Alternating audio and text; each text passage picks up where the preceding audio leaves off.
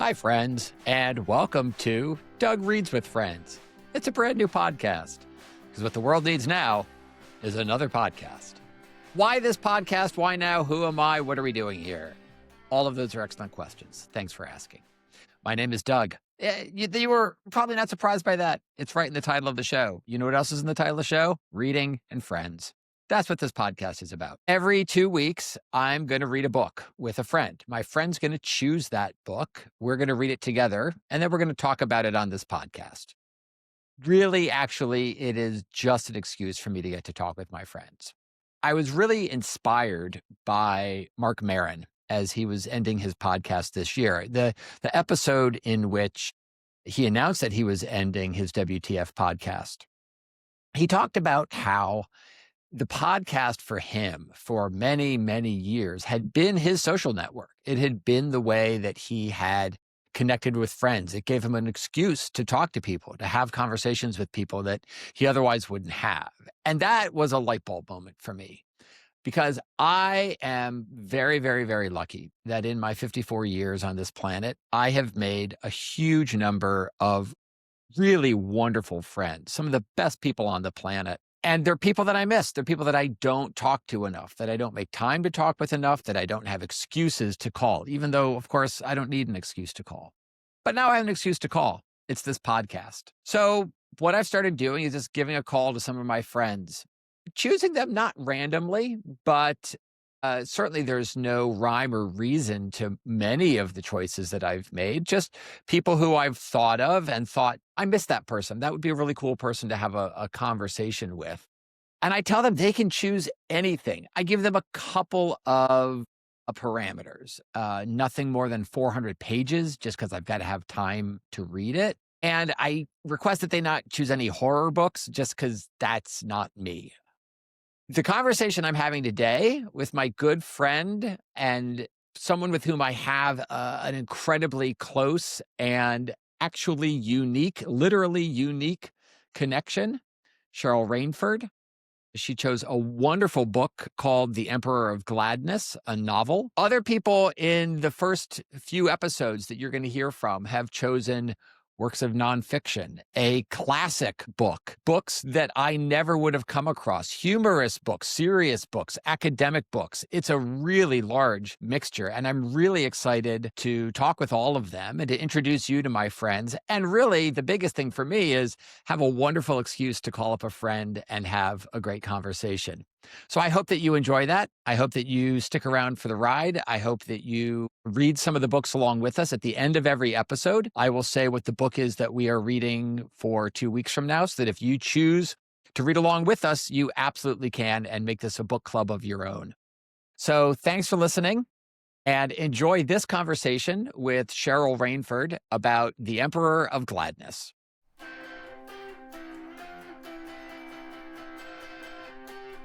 When I first started thinking about who would be the first guest on Doug Reads with Friends, it's a symbolic choice, and also it's got to be somebody who symbolizes friendship, but is also a really good friend, somebody who I've known for a long time. And the choice was obvious. It's got to be Cheryl. It's got to be Cheryl Rainford. And we're gonna talk about our friendship. We'll talk about our relationship. Unique is a word that's thrown around a lot and probably too often, but it is a unique relationship, and a relationship I will have with nobody else in my life. So we went to high school together in the mid to late 80s in Amherst, Massachusetts. I was trying to think today, do I have a first memory of Cheryl? Do I have a first time that I knew Cheryl? Do you have one of me? I don't think I have one of you. I don't really have a first memory, but I do have sort of a notable memory, which is of being in a play with you where you were killed off with an ice pick, maybe? Yes. Yeah. There was this device that wrapped around my shoulders and an ice pick. So we were theater kids, right? We were theater nerds. Yeah. And you, of course, were famous in the high school for having the coolest car of anyone in the high school, and quite possibly anyone in the town of Amherst. You had a VW thing. I never knew, how did you end up with a VW thing, which is the coolest car there is? Well, my grandfather bought it in 1973 when it was new or something like that, and he just drove it around. He lived down in Dartmouth, Massachusetts, Okay. and he was sort of a showman, and always had his realtor sign on the side of it, so it was like his calling card. But he decided he couldn't keep it anymore and gave it to my brother when Pete was 11. So it was Okay. always sort of in our family.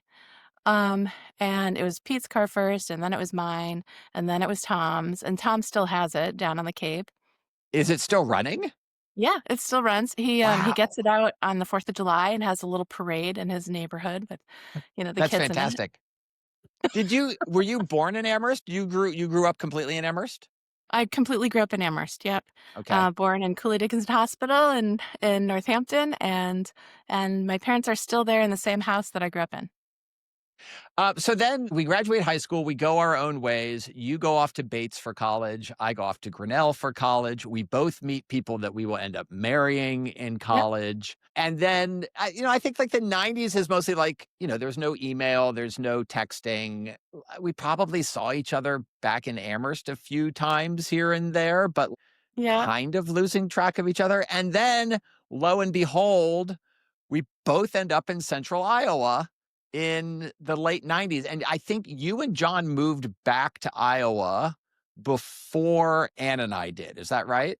We moved to Iowa in '94. So, and this was for John to go to Drake Law School, correct? Okay. Yep.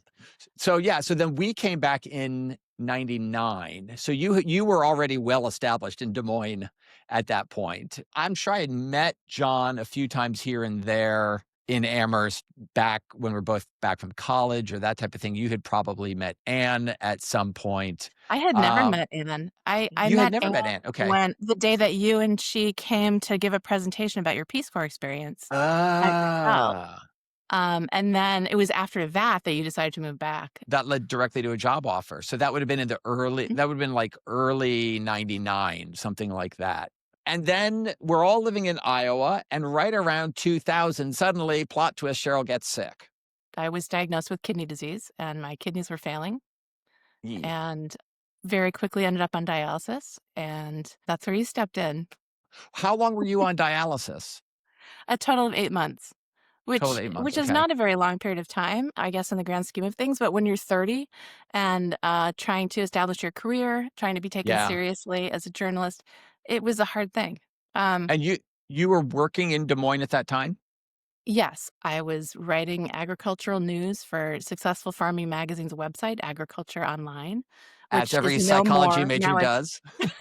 as every psychology major does. I loved it. But it was difficult to do that and keep up with 3 times a week dialysis. So, Yeah. I wanted to be off of dialysis as quickly as possible, and that meant I needed a transplant. So here's my version of the story, and then you can tell your version of the story of how Okay. this all happens. I mean, I'm imagining a lot of people listening to this podcast know where this ends up going, right? That in the Sure. end, we end up doing a kidney transplant from me to you. So my version of the story is that maybe we had heard something vaguely that you were sick, but you and John and Ann and I were supposed to road trip together to Jeremy and Sheila's wedding in Illinois. And then just like we just never kind of heard from you guys about logistics. So we figured, okay, we'll drive there and we'll meet them there. And then we got there and people were like, oh no, Cheryl's really sick. She's not coming. And then it turned out, oh, actually, Cheryl and John did show up. But like you were super Yeah. sick. Like it was really obvious. You were very sick. You just like sat in a corner during the whole wonderful wedding reception and were sick and couldn't dance and that type of thing. Yeah, but I was really happy to be there. I was so happy Good. for the 2 of them. And Yeah. it was great to see everybody from high school, and I was very sick, and I had, I think, 3 dialysis sessions by then, and, So very early on. so it was very early on, and I was feeling enough better just after that short period that I felt like, "Okay, we can manage a day trip." So then flash forward, I think a few months later, you and John come to Grinnell and Right? Because you because guys you were owned moving. we were moving. We were moving houses from one house to another across town, like 3 blocks, very small Right. town. Right, and Anne And was very pregnant. Anne was very pregnant, you were very sick, and you and John had a truck, right? And Yeah, we had a so truck. we could use your truck to move our stuff because we're still like in our late 20s, early 30s and establishing ourselves and don't have a lot of money to hire movers. Right. And so John and I move stuff. You and very pregnant Anne point at where stuff goes and we Yeah, I move. think my official role was to distract Anne from trying to move sofas upstairs. Right. At 8 And months we had some pregnant. long That conversations about her cookbooks. okay. Yep, that Yeah. that all tracks. That tracks. So then we go to dinner that night to thank you guys for coming and moving and letting us use your truck.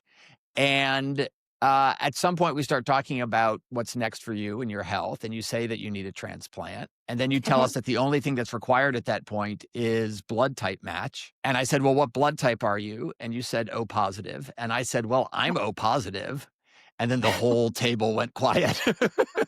Yes. That was in That's right. July. And so then we Mhm. found ourselves, 6 months later, January of 2002, we Yeah. both go into the hospital. So what did I miss from that story? From your perspective, I was giving it from my perspective. What about from your perspective? Well, the day you called me at work, and I thought, "Why is Doug calling me at work?" And you said, "Well, I have some news. Um, turns out I'm your match."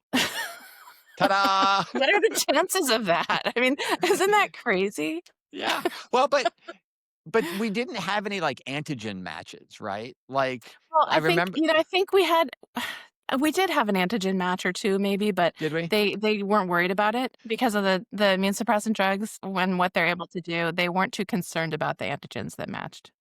Yeah, I remember them doing the antigen match and feeling like it was like getting a lottery ticket. Like, nope, didn't hit any of them. Oh, well. But yeah, because of the immunosuppressants that they're able Yeah. to make it work no matter what. Yeah, so we did a Yeah. kidney transplant, January 2002. You were in the hospital a lot longer than I was, and we don't have to get into Yes, kind of all the ins and outs of that, I don't think, because you had a kind of a rough go of it. I did. What's up with you with that wicked rash? I did have a rash, and the doctor was from Boston, and he came in and with the impeccable bedside manner of a Boston physician said, "Oh, that looks wicked itchy." Uh, and he was correct. It was indeed wicked itchy.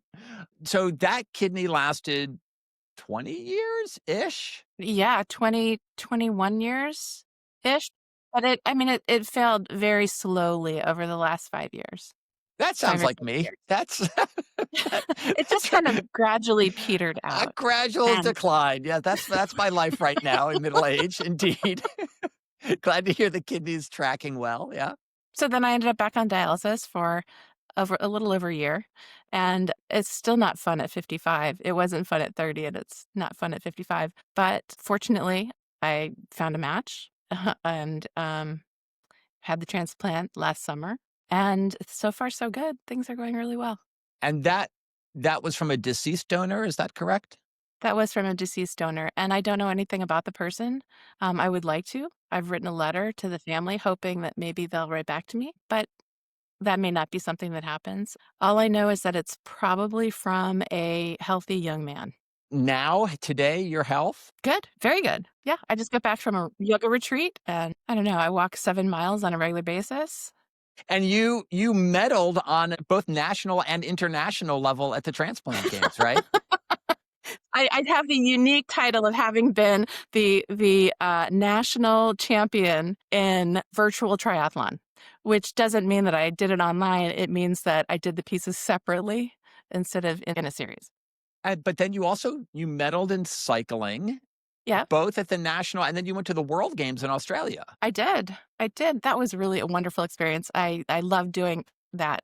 Every minute of it was a wonderful experience. What made it wonderful? The setting, it was in Australia on the Gold Coast, which is absolutely beautiful.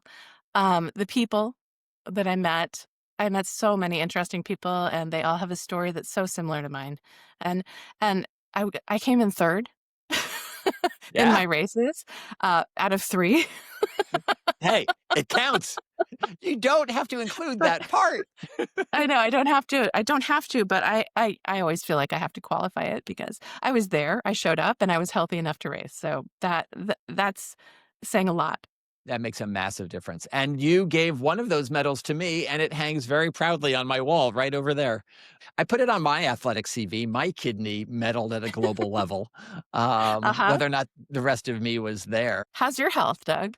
My health is great. I being a kidney donor has been one of the best things I've ever done. It changed my life in lots of really positive ways. So physically, like, I don't think about the fact that I'm a kidney donor most days, right? I'm kind of Right. supposed to watch my sodium intake.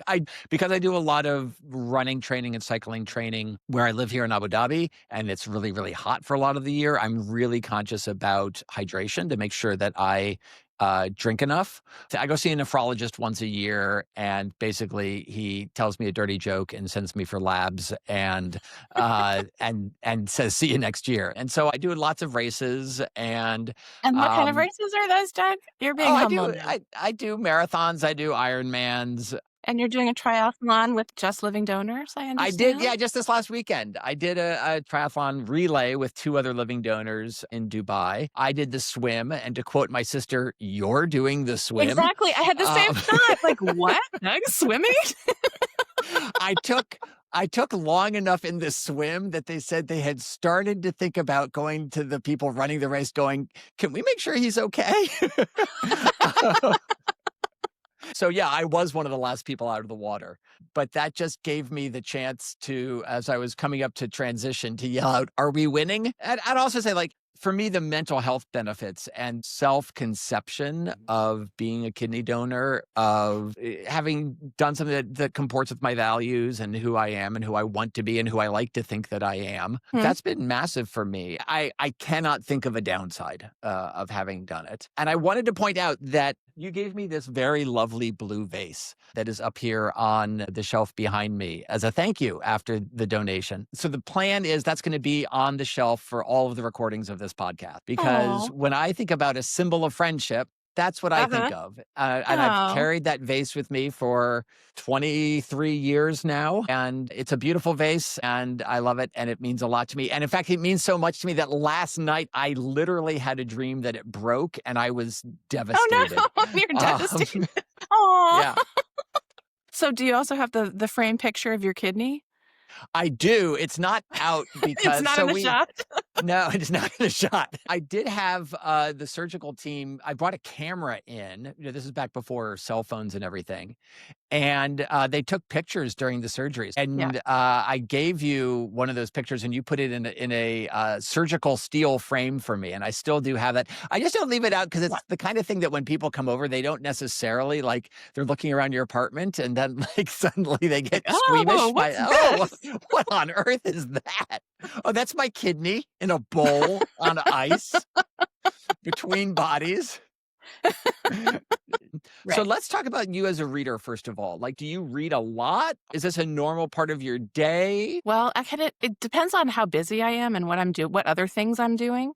But I do read a lot. I've always read a lot since I was a small child. There's one summer when it must have rained a lot, and I think I read all of the classics when I was in 3rd grade. Alice in Wonderland and Treasure Island, The Swiss Family Robinson. My mom was an English teacher, so she had all these books in her attic, and I would, like, go up there on rainy days and poke through the boxes and find things to read. So I've always been a reader. I've always loved just getting swallowed up by a story in a different place and living vicariously through the characters, maybe. Do you have a place you read now? My favorite place to read is on my front porch, but, you can only do that for a few months of the year. So, I tend to read in bed. I read on airplanes. Do some of my best reading on airplanes if I'm alone. I read when I travel, because that is some of the best thinking time I have and time to myself. When I was sick, I really wasn't able to read well. Uremia from kidney disease sort of messes with your ability to focus and with your ability to string sentences together, which makes it hard to read. But I'm back to reading now. So I've probably read 15 or 20 books this year, maybe. And I'm just thinking about on dialysis, you have so much time, right? But Yeah, you do, but there are alarms going off all around you. There are people coming and going. There are nurses checking things. So it's kind of I do read. I did read on dialysis, but it had to be something light. I wasn't reading The Atlantic. Are are you a physical book reader, an ebook reader, an audiobook reader? Physical book reader, absolutely, and hardcover. Because I love the way books feel, the way they smell. I love the way the words look on the page. And having designed a lot of books and magazine articles and things, the choice of font matters to the story somehow to me, the texture of the Oh. paper. Like, I have to have the physical book in my hands because those are all decisions that were made on purpose. So we haven't talked much about what you do now. You were an agricultural reporter in Iowa, and now you live in Ohio. And tell me more about what you do now for work. Well, I was actually an editor of a magazine, Ah, sorry, and I sorry. did do some writing for the magazine as well, but what I do now, I went back to school during COVID and during my illness and earned degrees in graphic design and photography, and so I'm trying to shift over what I do from the editing side to the creation side, and I'm still in the process of that. So I'm doing photography, lots of portraits, and, hoping to get into food photography, but we'll see. Do you still write?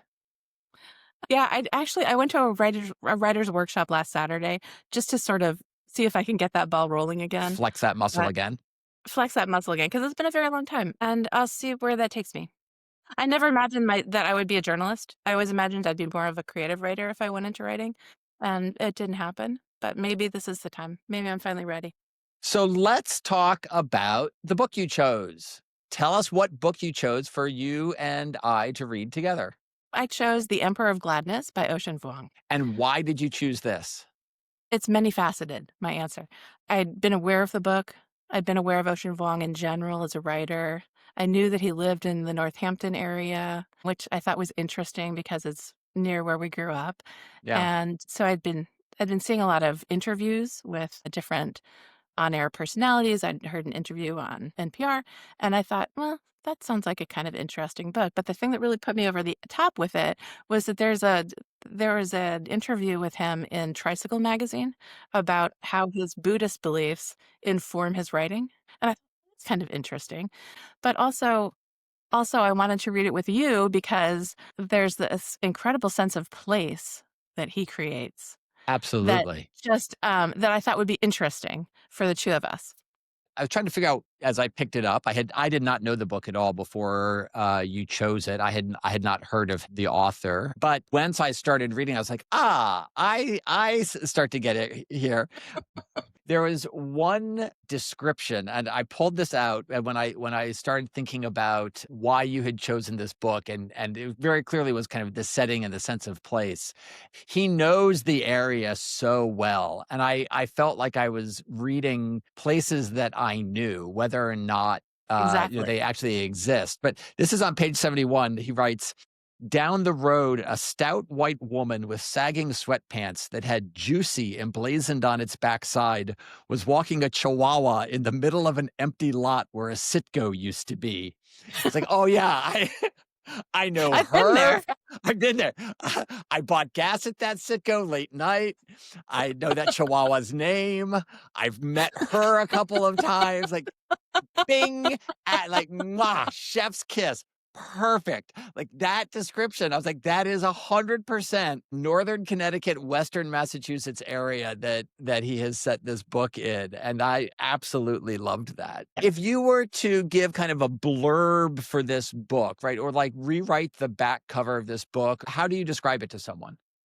It's the story of a young man who is about to jump off of a railroad trestle and is called back into the world by a stranger to him who's out hanging her laundry along the river's edge and forces him to come off the bridge and sort of tries to save him while he's trying to save her.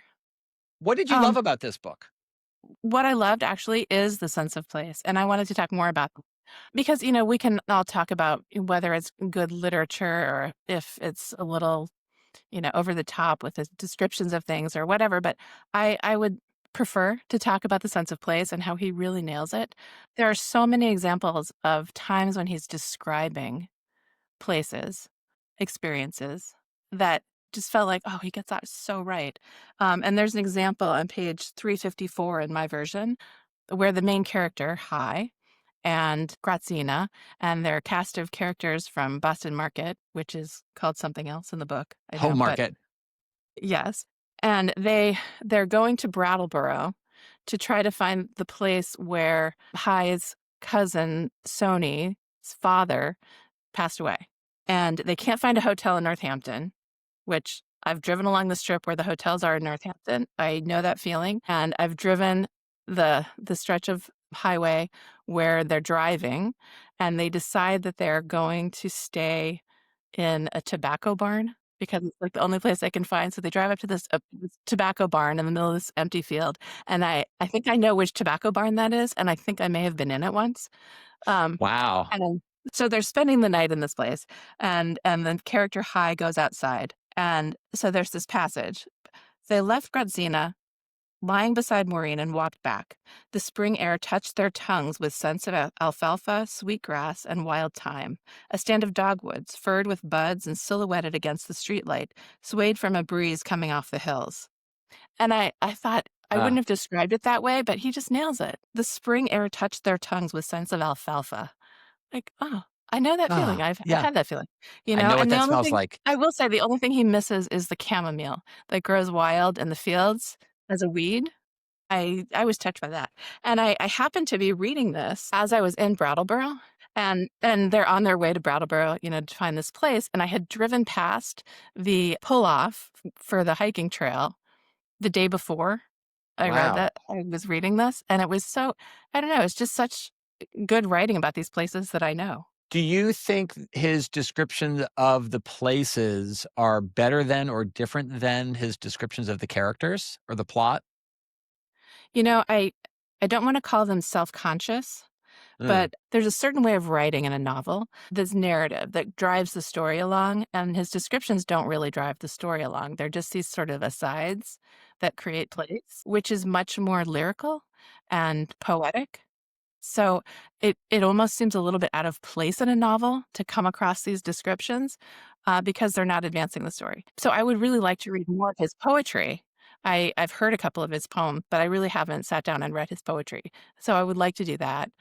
that's I'll interesting give because that for a me, yes, the sense of place is deep and meaningful, and it's particularly deep and meaningful as someone who grew up there, who feels like I don't get back to Western right. Massachusetts very often, but I feel like It it's in my soul, right? It's in my heart. Yeah. It's like it's in deep. And I feel like I have a sense of the place and the rhythms and how it all works. But what I'm gonna remember from this book are the characters. I thought that the Uh-huh. characters were astonishing. The cast of characters at Home Market, the restaurant where High works, are Yeah.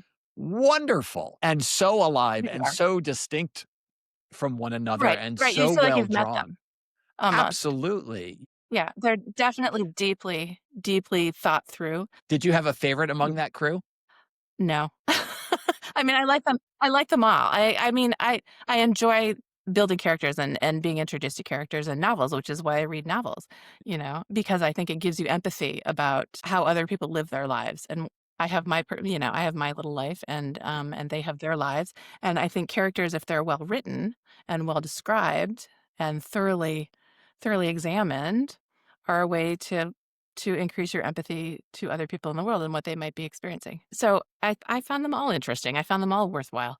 It gets a little silly at times, some of them, like It's a very funny book. I mean, there's parts of it that yes. are And that there's a lot of like laughter through tears, yep. I think. The scenes where people have OD'd in the bathroom, I think, and they end up covered in cheese sauce for some reason. I can't remember. But it's very funny. It's very funny, but it's absolutely tragic. Absolutely. There's one scene that really stuck with me. The manager is an aspiring pro wrestler, Right. and they've gone off to her pro wrestling match, which goes hilariously wrong. Maureen And is there in her kilt with playing her Maureen with bagpipe or her something. accordion, I believe it is. Yeah, I can't remember. and it's, outside the ring like a displaced panhandler is Yeah. the she's on banjo, she's on banjo. And so they're sitting in the parking lot, and they order from the nearby pizza place, which is called Sergeant Pepper's, and daughter of the owner comes out and sees that they're from Home Market and throws the pizza on the Throws the pizzas. windshield of the van in protest of them. And it was this, for me, it was this moment of flipping the script on these people who are underdogs. Like all and that to me is like the one of the biggest themes in the book is that they are Right, all like maybe underdogs. they're The underdogs are become oppressors in that moment. That yeah, their restaurant, because they're taking on like these pizza bagels, and she's afraid right, it's gonna put the pizza shop out of business. right. They immediately after that, they go and there's a homeless man that they rescue and feed him from Home Market, and so now it's underdogs as saviors immediately after that. Right. Well, aren't we all underdogs and saviors all through our lives? Like, who are we oppressing? A lot of people. Who are we being oppressed by? A lot of people. We're the people in the middle. That to me comes out really clearly at the end of the book, that idea where so Maureen is convinced that the earth is hollow and reptiles live in the middle and wear masks and Right. rule all of us. Then at the end of the book, there are lizards that are running across the road to all go to a pond to They're mate. salamanders. It's a salamander crossing. Yeah, we have an Amherst. And there's a quote right towards the end of the book. The reptilians, when they weren't eating our bad energy, were fucking in puddles outside of shitty diners by the highway. Yeah, that is very funny. It is very funny. This Yes. combination of the humor with also the pathos of we're all underdogs, we're all oppressors. We see ourselves as oppressors, but we're also saviors, but we're also underdogs all at the same time. Isn't that life? It is. It really is. What else? What do you have other themes or big ideas from the book that you want to make sure that we talk about? Well, there's that theme of families and found families that maybe has some resonance with us Yeah. because I feel like your family I found. But, we all spend our lives just trying to make meaningful relationships. No matter what our status in life or, what we're going through, there are always other people. And you can either embrace that or you can walk away from that. And I think he points to the importance of walking toward that and embracing these relationships that can be anything you want them to be. And there's a lot of family in this, right? So Hai and Sony, who is his cousin, work together in the restaurant. Sony gets him the job. They're both estranged from their mothers for different reasons or have very difficult relationships with their mothers for different reasons. The Right? restaurant crew certainly serves as a family. Hai and Grazina, I mean, we haven't talked about I Grazina and almost at Grazina are a all. family. Yeah, Absolutely, very deeply a family, and help each other through all of the things that families need to help each other through, whether or not right. they're actually related to one another. Do you have any critiques of the book? Things that you wish were different? Things that you think maybe weren't as strong as the sense of place or other themes? I'm hesitant to critique the book, because there are some things I could say, but I think they're based more on myself than on the book. And what I mean by that is at one time in my life when I was younger, I might have found some of his observations about life and the world more profound than I find them as a 55-year-old woman who read a lot of things and experienced a lot of life. But I think that says more about how old am I when I found the book? What are my experiences that I bring to reading the book than it does about the book itself. So I'm hesitant to critique the book in that way. I mean, I think when you read a book, you either like it or you don't. You either find something meaningful in it or you don't. Maybe if you're 20 years old and you read it and you find something very profound, when you read it again at 60, you'll think, "Ugh, this is childish nonsense." So I don't want to critique the book. But it sounds like overall you liked it, you enjoyed it, you would I enjoyed recommend it. it. Yes, I enjoyed it. I thought it was a nice story. I thought it was an important story with characters who could provide some insight into a world that I haven't experienced. I've experienced the place, but I haven't experienced what it's like to be an illegal employee of a tobacco farm or to make food at a restaurant. Although, I've been a waitress and I've been a lot of things in that area. Do you understand the title? I will Yeah, admit I didn't. Okay, yeah, because I get it's set in a town called East Gladness, so that part right, I get. right. There's a section with hogs and slaughtering of hogs, and Yes, we learned that they are emperor hogs. right. They're emperor hogs. I did not understand the connection between those. Can you explain it to dumb me? He explained it himself. He talked about how emperor hogs were not emperor hogs. they were hogs being raised for the emperor to eat. So to be the Emperor of Gladness means who are you being raised to be eaten by? Which for this story of underdogs makes more sense. One of the things I really appreciated about this book is that it's a very smart book. It's a Uh-huh. very, in many ways, literary book. But there are books that I have read where I'm like, I have no purchase on this book. I can't follow this. I feel like I need a PhD in English in order to read this book and to understand Or it. maybe you just need 15 years to go by and then read it again, and it'll be the most profound thing you've ever read. Books that are so dense, books that are so ponderous that I can't finish them even if I want to. This was not that book. No, this was not that book. This book, I felt like I could read, I could understand the plot, the characters, some of the big themes. I could appreciate it. And I really enjoyed this book, and I would recommend this book. I thought the characters were so well done. There are people who from this book that will stay with me for a long time. And I felt like, okay, there's themes and ideas here around like the Emperor hogs that I'm like, I think I'm missing this part. Like, I don't think I'm getting everything out of that. I'm not picking up everything he's putting down. And that's okay, right? Like, I can Yeah. still enjoy this book. I can still understand this book.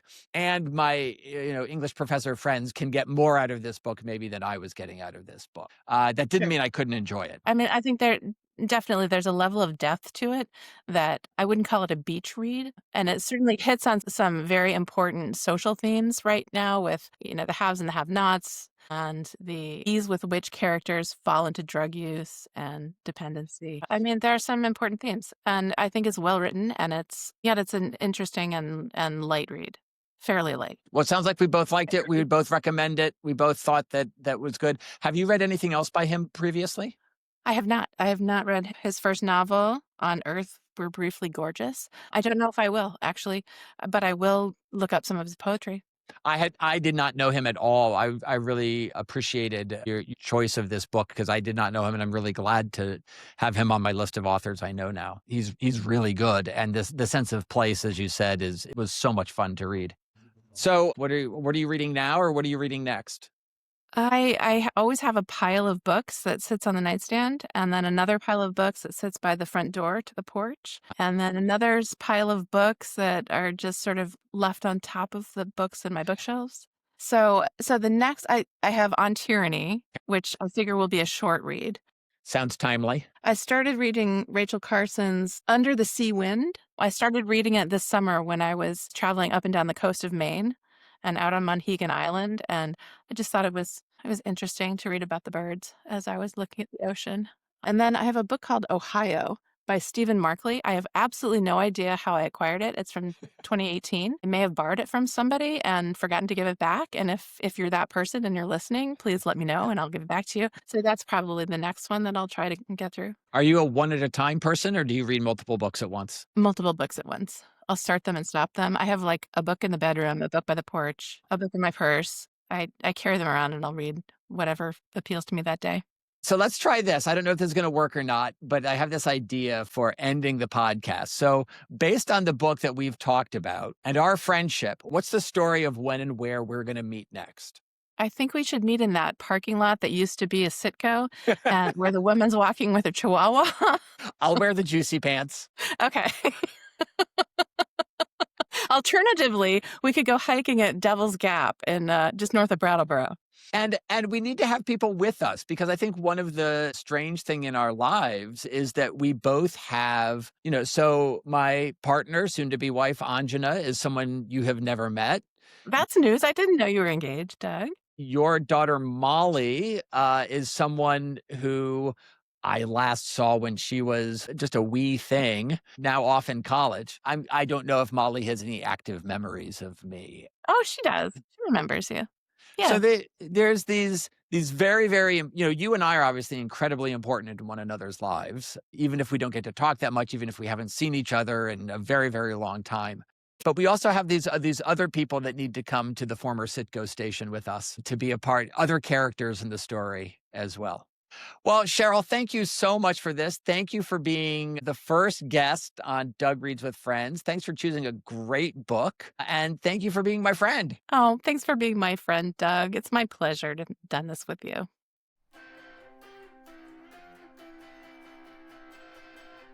Okay, friends, that's it. Thanks for listening. Thank you so much to Cheryl Rainford for being my guinea pig and my kidney recipient and taking good care of my kidney for 20 years. Thank you for being on the podcast and letting me figure out how to make all of this technology work, and for choosing a terrific book and having a really wonderful conversation about it. I enjoyed that a lot, and I learned a lot from that.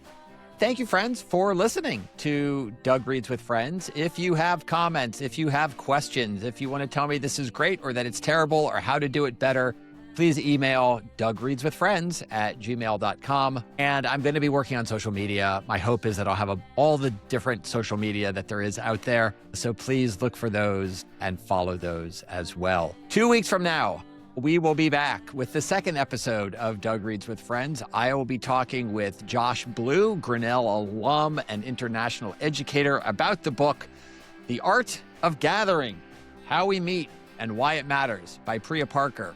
Terrific book, a very different book, a nonfiction book, but one that Josh chose and one that I'm really excited to talk about with him. Music for Doug Reads with Friends by my friend, Erin Caffel. Please check out her music on Spotify. Friends, thank you so much for joining us. Thank you to Cheryl again, and thanks to all of you for being my friend. Have a good day.